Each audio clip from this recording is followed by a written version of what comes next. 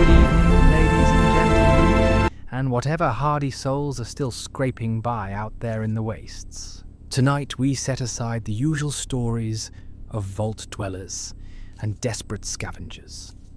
Tonight, we talk about something far more important. Tonight, we talk about me. My name is Robert Edwin House. Most of you just call me Mr. House. I built a fortune before the world even knew it was dying.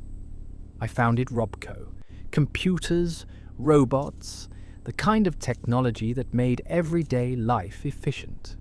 While nations argued and resources ran dry, I looked at the numbers, the trajectories, the probabilities, and I saw the bombs coming long before they fell. October 23rd, 2077. The Great War. 77 nuclear warheads were aimed at Las Vegas. My defenses stopped all but a handful. The Strip survived. The lights stayed on. And so did I. I had a small technical setback, a power fluctuation that kept me offline for a little over 1,000 years. But genius doesn't rust. In 2138, I rebooted, upgraded my Securitrons, and got back to work. I gave the wasteland something it hadn't seen in centuries. Order, electricity, clean water, entertainment. All I asked in return was a reasonable tribute and a little respect. A very fair deal. Yet some people always want to rewrite the rules.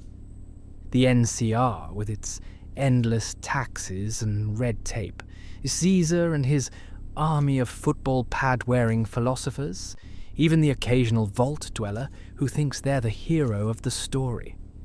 They learn the same lesson eventually. The house always wins. Not because of luck. Luck is for amateurs. I win because I plan. I calculate. I see every move before it's made. That's why I'm sharing these stories with you, through this channel. Brought to you by my capable associate, Mr. C. Keller. Because knowledge is power, and in a world of chaos, power is survival. One day, humanity will leave this irradiated rock behind. We'll build cities on new worlds. We'll reach the stars again. And when we do, it'll be under my banner. If you want to be part of that future, if you want to stay ahead of the game, subscribe now. Hit the bell. Consider it your personal early warning system. Good evening, ladies and gentlemen. And to those of you listening from the shadows of crumbled highways or the flickering glow of a salvaged terminal out in the wastes. Tonight we step away from the familiar tales of vault dwellers and desperate wanderers. Tonight I draw back the curtain, just a fraction, and speak of someone whose name is whispered with both fear and fascination across the Mojave. Tonight we speak of me. I am Robert Edwin House, to most simply Mr. House, a name that once appeared on the sides of skyscrapers and the letterheads of empires.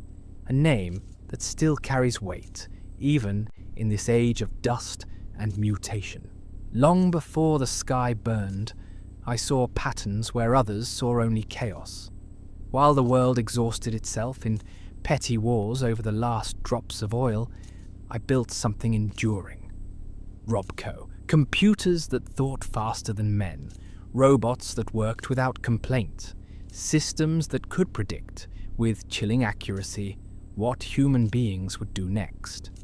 Because human beings are, at their core, predictable. I studied the trajectories, not just of missiles, but of nations, of economies, of human desperation itself. The mathematics were unambiguous. Collapse was not a possibility. It was a certainty. The only variable was the date. So I prepared, quietly, methodically.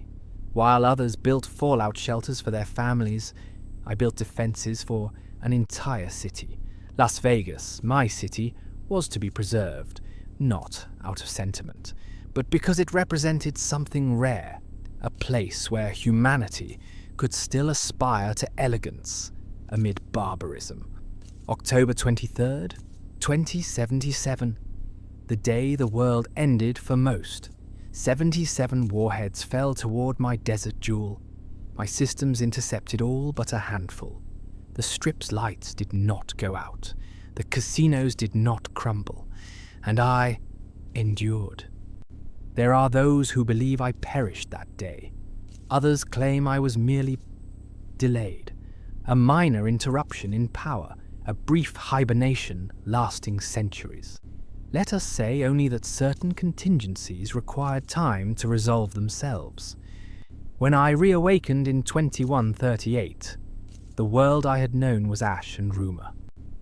Yet the lucky 38 still stood. My Securitron still waited, and the game resumed. I offered the wasteland something it had forgotten how to dream of. Order without tyranny, prosperity without chaos, electricity, clean water, entertainment under bright lights. In exchange, I asked only for reasonable tribute and recognition of the natural order. Most accepted the bargain. Some required persuasion.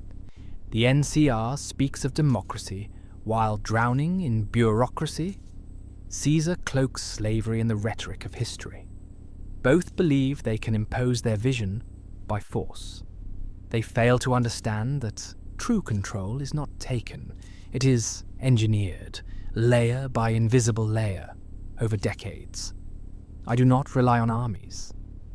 I rely on calculation, every variable accounted for, every contingency prepared. The house does not win because it is lucky. The house wins because it has already seen the river card before the hand is even dealt. And yet, there are details I have not shared. Projects begun before the war that remain sealed beneath the strip. Alliances forged in secret.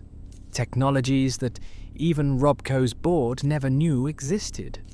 Some doors remain closed for a reason. But those are stories for another time. For now, know this. Humanity's future is not in the past's ruins, nor in the fantasies of republics or legions. It lies ahead, beyond this irradiated cradle, among the stars, new cities, new worlds, a new Vegas, grander than the last. And when that future arrives, it will bear my signature. This channel, crafted with the assistance of my capable associate, Mr. C. Keller, exists to remind you that knowledge is the only currency that never devalues. Listen closely. Learn the value of foresight. Prepare yourselves. If you wish to remain informed, if you wish to stand on the winning side when the next hand is played, subscribe. Activate the notification bell. Consider it your private line to the only intelligence network that has never failed. Because in the grand casino of existence, the house always wins. And the game, my friends, is far from over.